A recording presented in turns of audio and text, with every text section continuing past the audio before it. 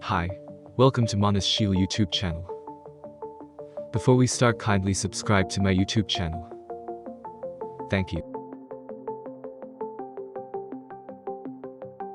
Let's start the video. If you haven't watched the previous video, I'll link it in the description box, or you can click here. Tensura Volume 19. Chapter 3. The Royal Capital in Flames. Capital's Turmoil.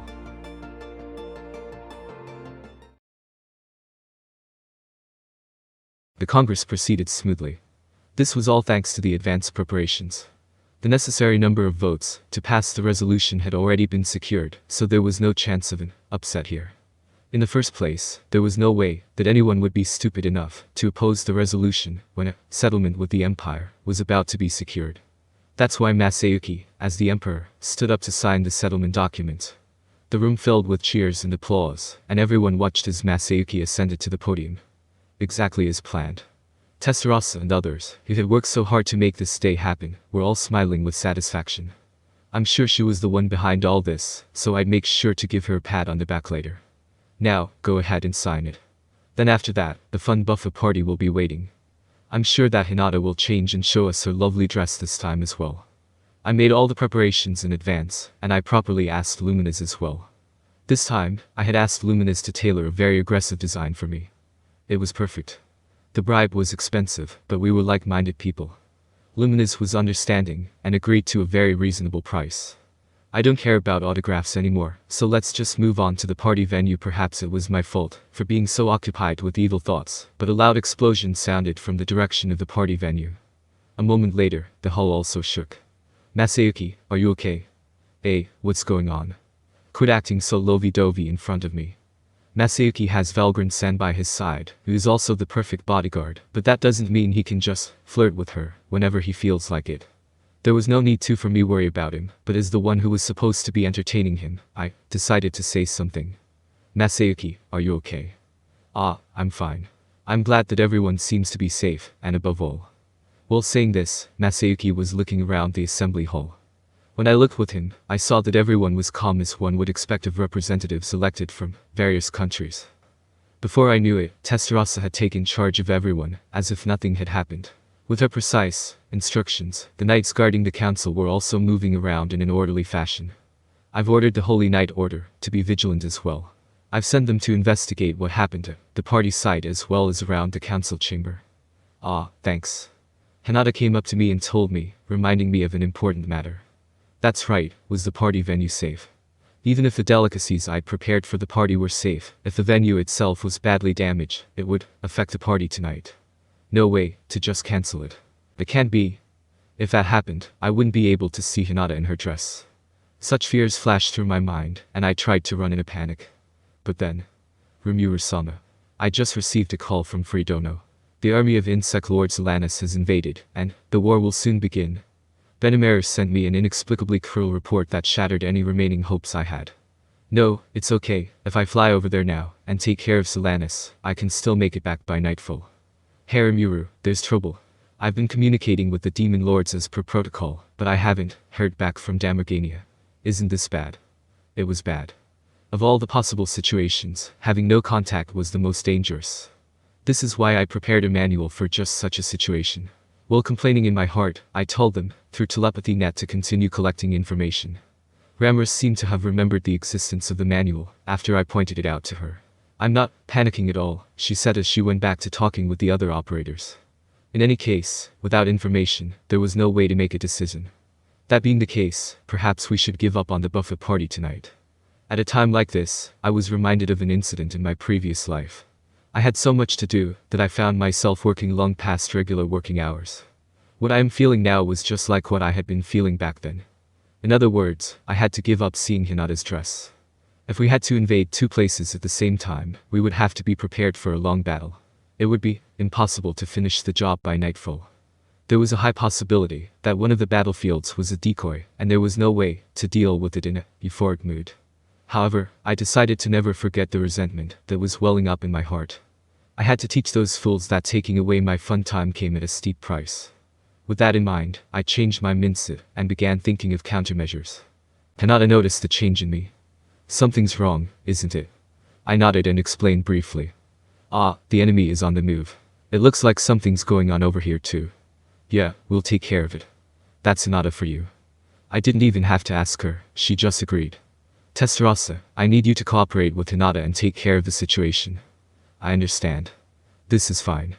For the time being, I decided to get a situation report from Benimaru. Benimaru, how's the follow-up going? I'm checking, but it looks like the situation is pretty bad. He responded without panic, but the situation seemed to be quite tense. I waited for the rest of the report, hoping that the damage was not worse than expected. I've received word. Surprisingly, both forces are evenly matched. It seems that Carrera's supreme magic was the beacon that started the war, but there was someone on the enemy side who could throw it back, and it turned into a head-on collision. Throwing back Carrera's magic. I was wondering how a spell with such crazy power could be thrown back, but was it possible with a spatial domination ability? It depends on one's computing power, but it is possible. It also depends on the scale and power of the spell being thrown, but if it's a directional destructive spell, it is possible to channel the power by distorting space. If a mistake is made, your own allies will be harmed, so it is not recommended. I see. If you take too much time to predict the point of impact, your teammates may get caught. And if the prediction fails, needless to say, you will be hit hard. I suppose Seal-san can do it, but unless there was no other way, it would be rejected. If you think of it that way, it's a strategy built on the sacrifice of your allies, and the risk of failure is too great, making the enemy seems like a very daring gambler. So, because of that, it became a head-on collision, and the enemy had 8 insect generals. The official name of the group was the 12 insect generals, but now there are only 8 insect generals left, not 12, so the group was all together. In addition to this, there was the presence of the insect lord Solanus, and Milim could not move. Therefore, the Milim 4 heavenly kings, and even Carrera and the others all joined in to fight the insect generals. What's with the Milim 4 heavenly kings? Putting aside the question, I was amazed that even the number was the same. So, do you think we can win? I'm not sure, but I'm sure there will be some tough opponents. Alright.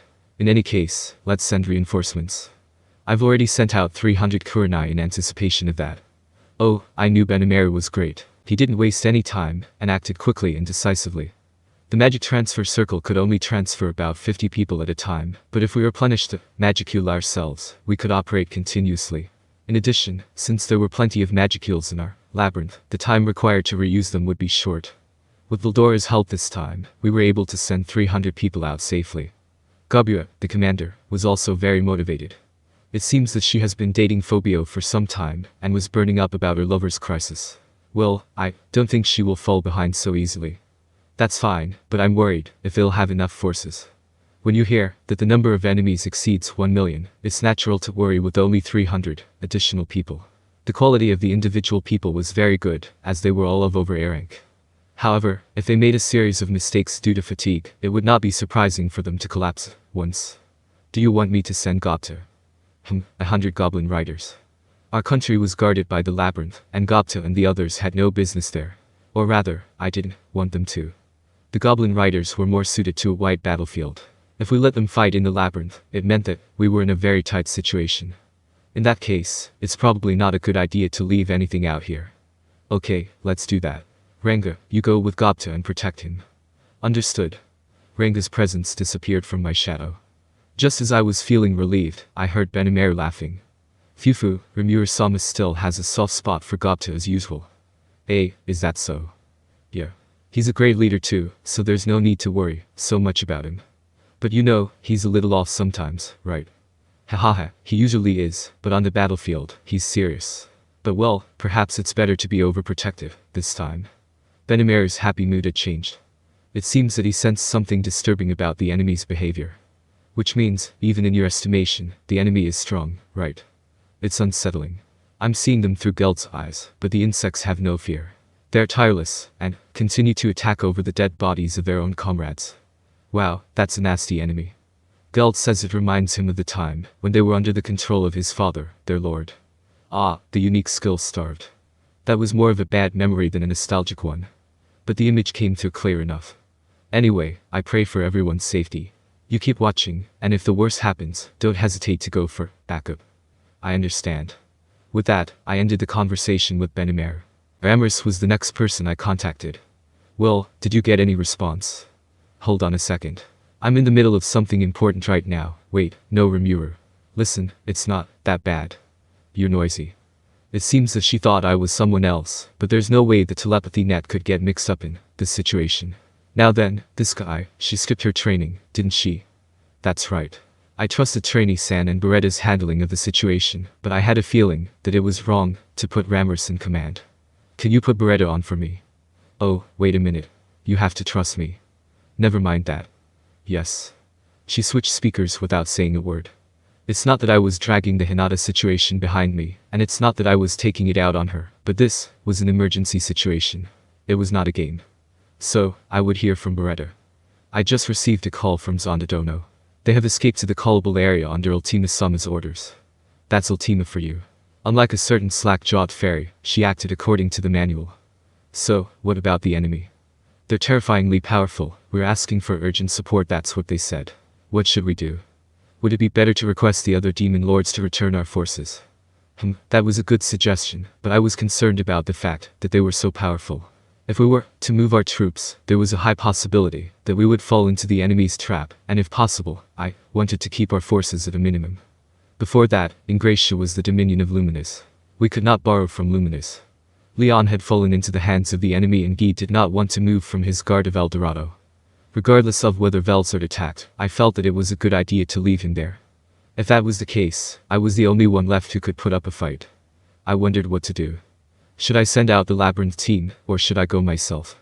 I was worried about here as well, but I didn't feel any big presences. Testarossa was also here, and Hinata, and the Holy Knight Order were also in motion. They could expect reinforcements from Luminous if necessary, and above all, Valgrind-san was here. In that case. Rimuru-sama. I have more information on the enemy's forces. They have confirmed the appearance of Dino Dono and Leon Dono. When I heard that, my mind was made up. If Leon was there, I had to be the one to go. Now there was no more hesitation. I should follow the manual, and have Leon return to our side. Well, I still had lingering doubts, but I decided to turn them into anger, and take them out on the enemy. Alright, I'll head out. I'll leave the command there to Benimaru, so tell Rammers to take her training seriously. Understood. Beretta seemed to express an almost sad feeling, but I got the point. I'm not saying that she, Rammers, shouldn't play commander, but she would have to learn the manual properly. Well, I couldn't help but think that it might have been a mistake to make the control room more luxurious. I recreated it from my memory and made it as gorgeous as one from any anime manga. I wasted so much money on it that everyone wanted to sit in the commander's chair, which was annoying. I had even prepared a special seat for Rammers, so she was already in the mood. It would be fine if we were just playing around, but this was a serious battle. I gave her a firm warning to fulfill her duty. Thank you for watching. Hope you enjoy it.